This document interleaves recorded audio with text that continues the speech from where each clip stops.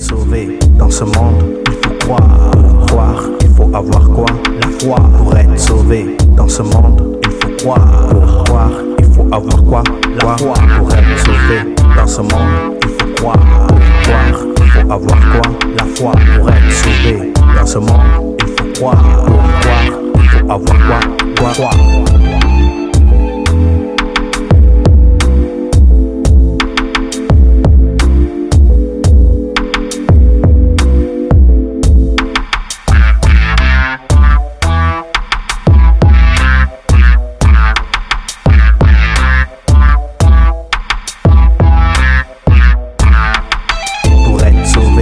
Ce monde, il faut croire. Pour croire, il faut avoir quoi?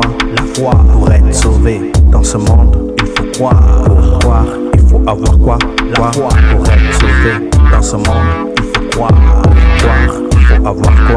La foi. Pour être sauvé dans ce monde, il faut croire. Pour croire, il faut avoir quoi? La foi. Bonjour mes bien-aimés, nous nous retrouvons encore dans notre émission La foi de Soteria Media. La dernière fois, nous avons parlé sur un sujet bien important, un sujet particulier. Et ce sujet, c'était que Dieu voulait délivrer son Église. Alors nous allons continuer avec ce message. C'est un message qui est long, donc ça prendra plusieurs programmes, mais restez avec nous. Dieu fait de bonnes choses en tout cas. Il nous réserve de bonnes choses et c'est un message qui nous fait du bien et nous sommes vraiment contents du plan de Dieu. Et Dieu est en train de nous révéler son plan pour l'Église. Comme il a dit dans sa parole, il a pour nous des plans de bonheur, non des plans de malheur. Vous savez que souvent à cause des difficultés que nous traversons, souvent les enfants de Dieu, nous pensons que Dieu nous a oubliés, nous pensons qu'il n'a pas de bons plans pour nous, alors que le Seigneur a de bons plans pour nous. Et vous savez, nous qui sommes des hommes, si en tant qu'humains, nous arrivons à faire de bons plans pour nos enfants, n'est-ce pas, de bons projets pour nos enfants, même si nos enfants sont parfois, vous savez, il arrive que nous ayons des enfants qui ne sont pas tout à fait soumis, je dirais, et qui sont pas tout à fait vraiment, qui n'ont pas un caractère assez doux ou qui nous plaisent vraiment. Mais cela ne nous empêche pas de les aimer. Vous voyez, nous qui sommes humains, nous sommes imparfaits. Nous arrivons à aimer nos enfants tels qu'ils soient, quoi qu'il arrive, peu importe leur caractère, n'est-ce pas, nous ne cessons jamais de les aimer. Il est vrai que nous devons corriger nos enfants, c'est vrai, mais nous le faisons toujours avec amour. Vous voyez. Alors nous qui sommes imparfaits et nous sommes méchants, selon d'ailleurs la parole de Jésus lui-même, nous arrivons à donner de bonnes choses à nos enfants. À combien plus forte raison Dieu qui est bon donnerait-il de bonnes choses à ses enfants? Ce qui veut dire que à combien plus forte raison Dieu qui est bon aurait de bons projets pour ses enfants, pour ceux qui croient en lui. Ok? Donc déjà ça c'était mon introduction. Je voulais vous encourager à vous relever dans votre confiance en l'Éternel, dans votre espoir en Dieu. Ok? C'est tout à fait normal que nous passons des moments de découragement parce que nous sommes humains. C'est tout à fait normal, vous savez. Et il y a je donnerai même l'exemple de quelques personnes. Aujourd'hui, pendant que je priais, le Seigneur m'a inspiré 2 personnes. Certainement, il y en a plusieurs dans la Bible, mais il m'a inspiré 2 personnes, ou je dirais 2 groupes de personnes. Ok? Disons, la première personne, c'est une personne, le reste, c'était plutôt un groupe de personnes.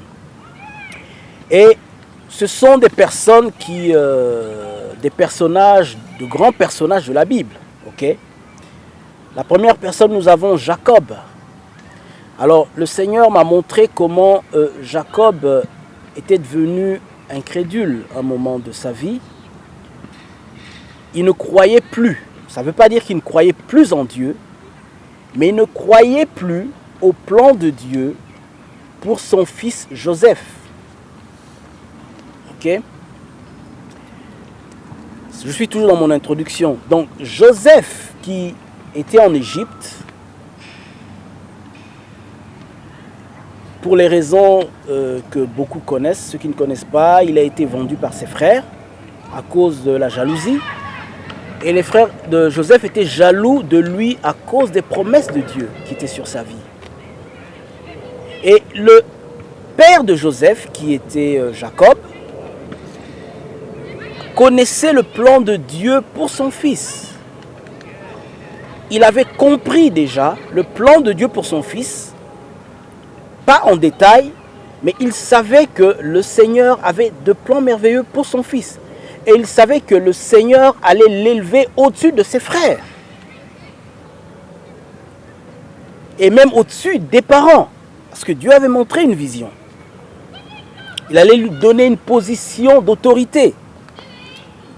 Le papa savait, il y croyait.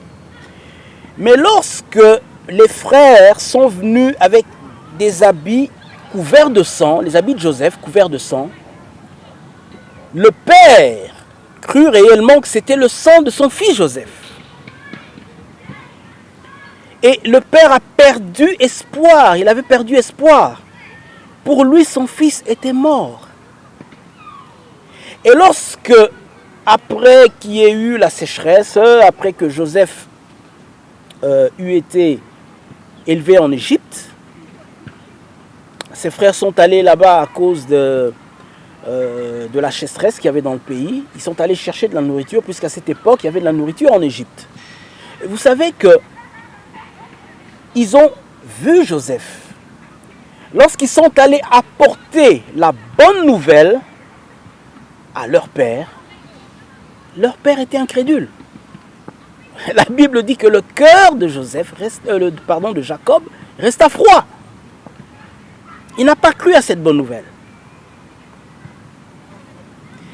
Et de la même manière, les deuxièmes personnes, c'était les disciples du Christ qui ont marché avec lui, qui ont écouté Jésus prêcher, qui ont, je dirais, les disciples qui avaient à peu près une image de ce que Jésus devait faire sur la terre, savaient que Jésus devait régner sur Israël, mais ils ne savaient pas, ils ne connaissaient pas la période. Alors lorsque Jésus a été crucifié, eux non plus ne croyaient plus aux promesses de Jésus, ou les promesses de Dieu sur la vie de Jésus. Ils n'y croyaient plus. Ils savaient que Jésus devait régner sur Israël. Alors ils n'avaient pas compris que Jésus devait mourir. Vous savez, dans le monde naturel, si on dit, ici nous sommes en Angleterre, nous vivons dans un royaume, nous avons des princes, nous avons une reine et tout. Et imaginez que le prince qui est héritier au trône, soudain, je ne sais pas moi, meurt, admettons. Pour tout le monde, nous savons que bon, le prince est parti, c'est fini. Mais si quelqu'un vient nous dire que voilà, le prince, ne vous inquiétez pas, le prince régnera toujours, il vous prendrait pour un fou. Ok? C'était un peu ce que ces disciples avaient dans la pensée. Et c'est pourquoi Thomas, d'ailleurs, lorsque Jésus est ressuscité, Thomas n'y croyait pas toujours. Quand bien même les femmes ont apporté la bonne nouvelle, ses frères, les autres disciples, lui ont apporté la bonne nouvelle, il n'a pas toujours cru, jusqu'à ce qu'il ait vu Jésus lui-même. Bien-aimé, Jésus a un plan. Il va faire des grandes choses, mais il veut relever la foi de tout un chacun. La foi découragée. Jésus ne te rejette pas parce que tu ne crois plus. Jésus, avant d'accomplir son plan dans ta vie, il veut d'abord te donner des signes. Ok? Jésus veut se révéler à toi. Jésus veut se manifester de manière à réveiller ta foi, à renouveler ton espoir. Lorsque Jacob est allé en Égypte, lorsqu'il allait, lorsque les frères sont revenus pour la deuxième fois, Joseph envoya quoi? Des chars. Si c'était à notre époque, ok, imaginez un peu en Angleterre. Si c'était à notre époque, j'essaie d'imaginer ça, que Joseph, Premier ministre en Angleterre,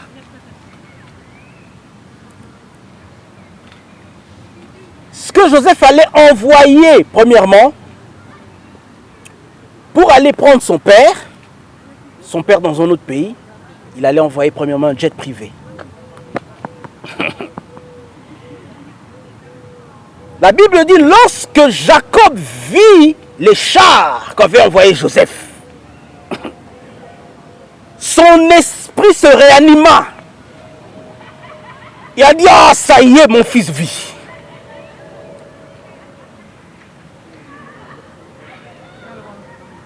Dieu veut faire des choses qui va réveiller ton espérance. Tu vas dire, ça y est, Dieu ne m'a pas abandonné. Tu vas dire, ça y est, les promesses de Dieu dans ma vie sont toujours valables. Elles ne sont pas perdues. Dieu n'a pas changé d'avis à mon sujet. Dieu n'a pas changé d'avis. Comme la Bible dit, vous savez, que Dieu ne se repent pas de son appel, ni de ses dons.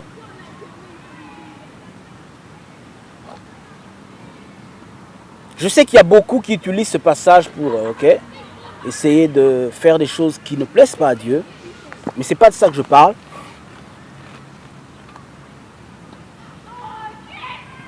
Parce que lorsque nous disons ça, Dieu, c'est vrai, ne se repent pas de ses dons. Si tu veux vraiment, tu décides de vivre dans le mal, volontairement, sans vouloir te repentir, tu pourras avoir l'appel sans l'onction. L'appel sans l'onction. Et ça, c'est dangereux. Mais on parlera de ça dans un autre message. C'est juste pour vous donner un avant-goût. Parce qu'il y a beaucoup qui gardent l'appel, mais sans l'onction. Saül avait toujours l'appel, mais sans l'onction. Vous comprenez? Il était toujours considéré comme oint de l'Éternel, mais il avait une vieille huile. Alors que l'huile de Dieu se renouvelle chaque matin. Chez Saül, ça ne pouvait plus se renouveler. Comme il y a tous ceux qui décident de se détourner de Dieu par leur manière de vivre, qui est injuste devant Dieu, s'ils le décident et ils ne veulent pas revenir, ils ne pourront pas renouveler l'onction chaque matin. On aura le temps de parler de ça un autre jour. Mais pour ceux qui, même s'ils se sont affaiblis, ça peut arriver, mais veulent revenir vers le Seigneur, ton appel est toujours là, il est toujours valable. Ton appel est toujours là. Et Dieu fera quelque chose dans ta vie. Et il l'a fait avec Thomas. Il n'est pas venu dire à Thomas, Thomas, comme tu ne crois pas, je ne t'apparaîtrai pas. Seulement ceux qui croiront. Non, non, non, non. Il est apparu à Thomas et il a dit, viens, touche. Viens, touche. Dieu est bon, il est amour. Il sait que tu es faible. Mais il veut réanimer ta foi pour t'affermir. La Bible dit que Dieu a le pouvoir de nous affermir. Et il a même dit, après que nous aurons souffert un peu de temps, qu'est-ce qu'il fera? Il nous affermira. Il nous fortifiera et nous rendra inébranlables. Qu'est-ce que le Seigneur va affermir? Mais c'est la foi. Ok? Il ne va pas affermir tes muscles, non. Ok? Nous ne combattons pas selon la chair. Ce que le Seigneur veut affermir, va affermir, c'est ta foi. Ce que le Seigneur va fortifier, c'est ta foi. Et ta confiance en lui. Et il va renouveler ton espérance, réanimer ton espoir, ton espérance en lui.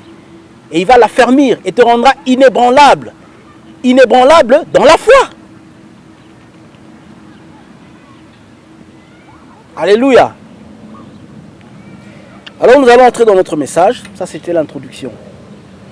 Nous allons lire. Donc nous continuons toujours dans ce message. Dieu veut délivrer son Église. Est-ce que tu le crois?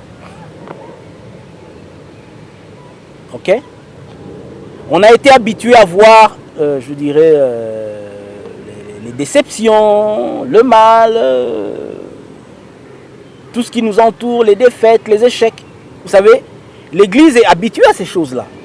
Et c'est pourquoi les gens aujourd'hui ne croient plus que Dieu peut réellement faire quelque chose. Vous savez, en Israël, au moment de la sécheresse, je pense que ça doit être Élisée. Il était allé dire à Akab, au roi plutôt, qu'il y aurait de la nourriture, ok, pour Israël. Parce qu'il n'avait pas à manger. Et il y a eu 4 lépreux qui sont allés dans le camp ennemi. Mais l'officier du roi qui était, vous savez, qui était incrédule, je pense qu'il y avait beaucoup d'autres qui étaient aussi incrédules comme lui, mais ils n'ont pas manifesté. Mais l'officier du roi a parlé. Il a dit, si Dieu faisait même des fenêtres au ciel, cela n'arriverait pas.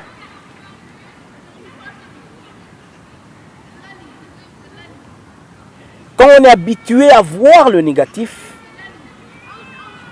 on perd espoir. On n'a plus d'espérance. Alors que la Bible dit que nous ne sommes pas sans Dieu dans le monde, nous ne sommes pas orphelins. Jésus lui-même a promis qu'il ne nous laisserait pas orphelins. Vous comprenez? Nous lisons 1 Roi 18, 21 à 45. Okay? Alors Élisée s'approcha de tout le peuple et dit, « Jusqu'à quand clocherez-vous des deux côtés? Si l'Éternel est Dieu, allez après lui. Si c'est Baal, allez après lui. » Le peuple ne lui répondit rien.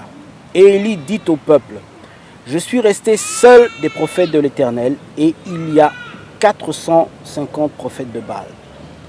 Que l'on nous donne 2 taureaux, qu'ils choisissent pour eux l'un des taureaux, qu'ils le coupent par morceaux, et qu'ils le placent sur le bois, sans y mettre le feu. Et moi je préparerai l'autre taureau, et je le placerai sur le bois, sans y mettre le feu. Puis invoquez le nom de votre Dieu, et moi j'invoquerai le nom de l'Éternel, le Dieu qui répondra par le feu, c'est celui-là qui sera Dieu. » Et tout le peuple répondit en disant, « C'est bien. » Élie dit aux prophètes de Baal, « Choisissez pour vous l'un des taureaux, préparez-le les premiers, car vous êtes les plus nombreux. Et invoquez le nom de votre Dieu, mais ne mettez pas le feu. » Ils prirent le taureau qu'on leur donna et le préparèrent. Et ils invoquèrent le nom de Baal depuis le matin jusqu'à midi, en disant, « Baal, réponds-nous. » Mais il n'y eut ni voix ni réponse. Et ils sautaient devant l'autel qu'ils avaient fait. À midi, Élie se moqua d'eux et dit, « Criez à haute voix, puisqu'il est Dieu. Il pense à quelque chose, ou il est occupé, ou il est en voyage. Peut-être qu'il dort, et il se réveillera. » Et ils crièrent à haute voix, et ils se firent, selon leur coutume, des incisions avec des épées et avec des lances, jusqu'à ce que le sang coulât sur eux. Lorsque midi fut passé, ils prophétisèrent jusqu'au moment de la présentation de l'offrande. Mais il n'y eut ni voix, ni réponse, ni signe d'attention. Élie dit alors à tout le peuple, « Approchez-vous de moi. » Tout le peuple s'approcha de lui. Et Élie rétablit l'autel de l'Éternel qui avait été renversé. Il prit 12 pierres, d'après le nombre des tribus des fils de Jacob, auxquels l'Éternel avait dit « Israël sera ton nom », et il bâtit avec ces pierres un autel au nom de l'Éternel. Il fit autour de l'autel un fossé de la capacité de 2 mesures de semences. Il arrangea le bois, coupa le taureau par morceaux et le plaça sur le bois. Puis il dit, remplissez d'eau 4 cruches et versez-les sur l'holocauste et sur le bois. Il dit, faites-le une seconde fois, et ils le firent une seconde fois. Il dit, faites-le une troisième fois, et ils le firent une troisième fois. L'eau coula autour de l'autel, et l'on remplit aussi d'eau le fossé. Au moment de la présentation de l'offrande, Élie, le prophète, s'avança et dit, l'Éternel Dieu d'Abraham, d'Isaac et d'Israël, que l'on sache aujourd'hui que tu es Dieu en Israël, que je suis ton serviteur et que je fais toutes ces choses par ta parole. Réponds-moi, Éternel, réponds-moi, afin que ce peuple reconnaisse que c'est toi, l'Éternel, qui est Dieu, et que c'est toi qui ramènes le cœur, qui ramène leur cœur. Et le feu de l'Éternel tomba, et il consuma l'holocauste, le bois, les pierres et la terre. Et il absorba l'eau qui était dans le fossé. Quand tout le peuple vit cela, ils tombèrent sur leur visage et dirent, c'est l'Éternel qui est Dieu. C'est l'Éternel qui est Dieu. Saisissez les prophètes de Baal, leur dit Élie, qu'aucun d'eux n'échappe, et ils les saisirent. Élie les fit descendre au torrent de Kison, où il les égorgea. Et Élie dit à Akab, monte, mange et bois, car il se fait un bruit qui annonce la pluie. Akab monta pour manger et pour boire, mais Élie monta au sommet du Carmel et se pencha contre terre. Il mit son visage entre ses genoux et dit à son serviteur, monte, regarde du côté de la mer. Le serviteur monta, il regarda et dit, il n'y a rien. Élie dit, 7 fois, retourne. À la 7e fois, il dit, voici un petit nuage qui s'élève de la mer et qui est comme une paume de la main d'un homme. Élie dit, monte, et dit à Akab, attelle et descend afin que la pluie ne t'arrête pas.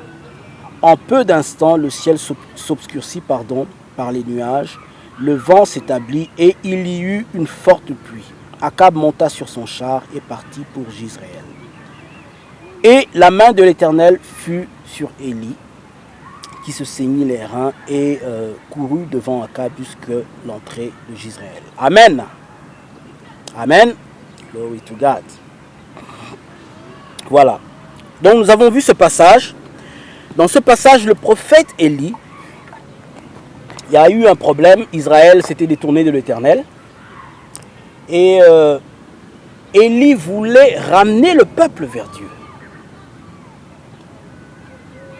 Pendant que je lisais ce passage, le Seigneur m'a ouvert l'esprit et m'a montré autre chose, que je ne voyais pas auparavant, je n'avais jamais vu.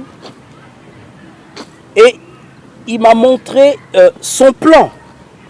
En fait, le plan, c'est vrai que ce passage est un fait réel, vécu, mais à travers cet acte, il y a un message aussi caché. Je ne dirais pas qu'il n'y a qu'un seul message, parce que vous savez, en Dieu, il n'y a pas de limite. Et moi, j'ai toujours cru que la parole de Dieu, même dans ce livre, la Bible, tel que nous le voyons, elle est sans limite. 100 pasteurs peuvent lire un verset sans interprétation. L'esprit peut donner sans interprétation, même 1000. Il n'y a pas de limite en Dieu. Nous, les hommes, sommes limités. Mais Dieu, il n'y a pas de limite. Dieu peut prendre un passage et il inspire. Et le passage devient vivant, le verset devient vivant. Et il te donne un message. D'ailleurs, nous savons que la Bible est vivante parce que comment un livre qui a été écrit depuis je ne sais combien d'années. D'ailleurs, le dernier livre d'Apocalypse doit dater au moins de 2000 ans. Le dernier livre. Le premier livre doit dater peut-être de 5000 ans. La Genèse et tous les Exodes, tout ça doit dater à peu près de 5000 ans. Et le dernier livre à peu près de 2000 ans. Mais comment se fait-il que ce livre que nous lisons aujourd'hui, 2000 ans plus tard, est toujours d'actualité? Ce livre change toujours des vies. Parce que le Saint-Esprit prend cette parole et la rend vivante. Même des faits qui sont passés deviennent actuels pour nous. Et cela nous édifie, nous fortifie, nous relève, nous console, nous guérit, nous délivre. Parce qu'en Dieu, il n'y a pas de passé. Okay? Il y a le passé, bien sûr. Qu'est-ce que je veux dire par là? Je veux dire que Dieu est un être éternel. J'aime bien l'interprétation d'un pasteur. J'avais écouté, il prêchait et tout. Et il a dit, Dieu a un pied dans il a un pied dans le passé, il a un pied dans le futur, et il s'assied lui-même dans le présent. J'ai aimé. Ça veut tout simplement dire que pour Dieu, le passé, pour lui, c'est toujours présent. Le présent, c'est présent. Le futur, c'est présent. Donc, il est éternel, sans limite. Ni dans le temps, ni dans l'espace. Alléluia. Et c'est pourquoi, quand j'ai lu ce passage, ça parle de ces faits passés, mais le Saint-Esprit a commencé à m'inspirer autre chose, me montrer à travers ce passage ce qui allait se passer pour son Église. Voilà, vous avez suivi notre message, encore une fois, notre troisième partie.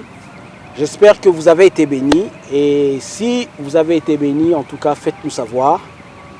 Et vous pouvez nous téléphoner ou nous écrire sur Facebook ou même juste sur YouTube, n'est-ce pas, mettre en commentaire sur ce que Dieu aura fait dans votre vie à travers ce message. Que Dieu vous bénisse. À la prochaine fois dans notre quatrième partie de ce message. Dieu veut délivrer son Église. Bye bye. Pour être sauvé dans ce monde, il faut croire. Croire, il faut avoir quoi? La foi. Pour être sauvé dans ce monde, il faut croire. Pour croire, il faut avoir quoi? La foi. Pour être sauvé dans ce monde, il faut croire. Pour croire, il faut avoir quoi? La foi. Pour être sauvé